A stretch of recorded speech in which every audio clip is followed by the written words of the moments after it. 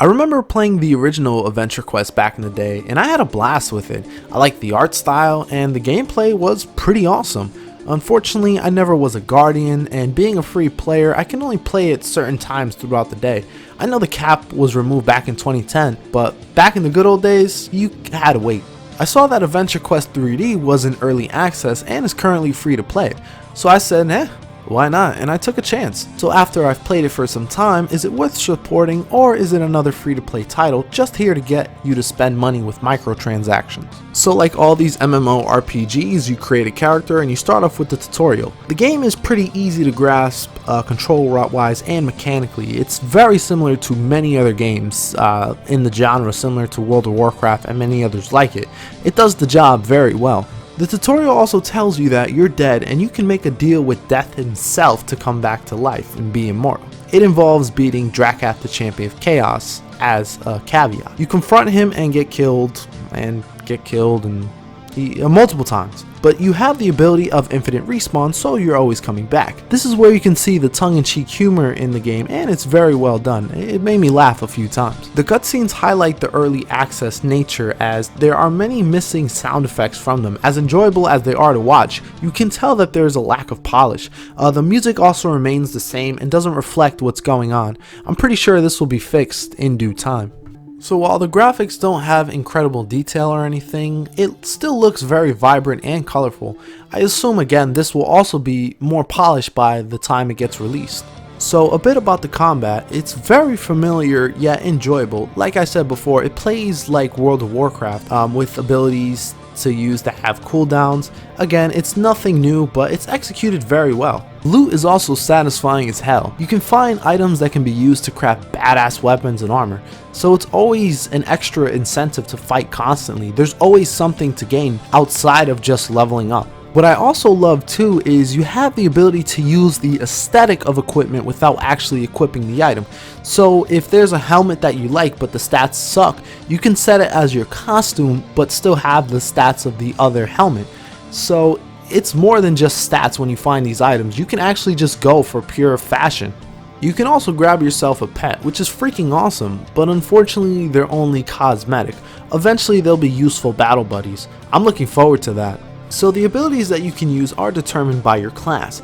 I mean, you got freaking ninjas, heck, you got freaking Dragon Slayer as a class. That sounds badass as hell. You can buy the classes with microtransactions, or you can unlock them through daily quests. The classes also don't limit your equipment, so you can pretty much wear whatever you want regardless of your class.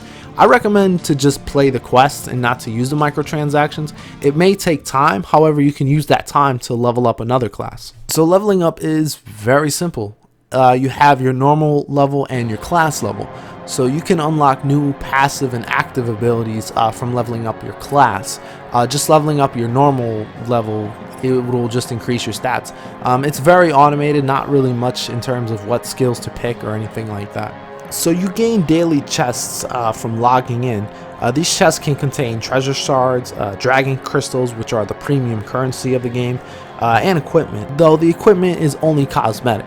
Even though I've had a lot of fun with the combat, the biggest flaw in this game are the quests. They can get very repetitive with how often you need to collect items and kill the same creatures over and over again. Some also require you to play the same dungeon over and over again, fighting the same engines constantly. It can really get repetitive and feel like a grind very quickly.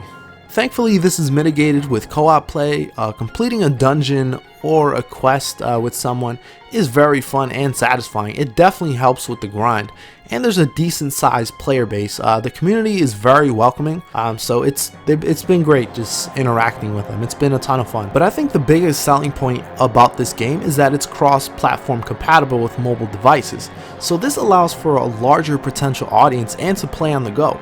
I had a great experience with my Samsung Galaxy S5. It would only slow down if I played for any more than like an hour or two. Most of the time I would just switch between playing PC and mobile.